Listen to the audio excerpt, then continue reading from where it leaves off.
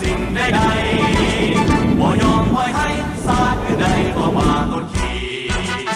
ถึงว่ามีจักรพรรดิตั้งดาวคาน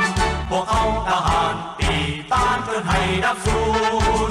ถึงแม้จะตายก็บ่เสียดายเลือดหลั่งไหลลิ้นยอมสิ้นเสียกายถึงจะตายก็เพื่อศาสตร์เอาทหารปฏิวัติกำจัดพวกมารต้านสู่เสียงปืนกองกังวานปทองอาลาวเอาเก้าหน้าแข่งกันเพื่อต้านยันศัตรูบ่ให้อยู่ในดินลาวเฮาเป็นสาวทหารหักษาบ่ยอมอำนาจให้ศาสตร์ใดๆเอา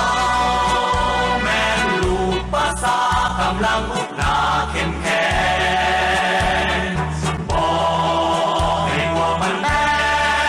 งดินแดงเอาหักษาไว้อธิปไตยสมเสยวันสั่งตังกองทัพประชาชนลาวสาวมังกร 1949 หาสาวมังกร 2026 ครบรอบ 77 ปีอย่างสุดใจไป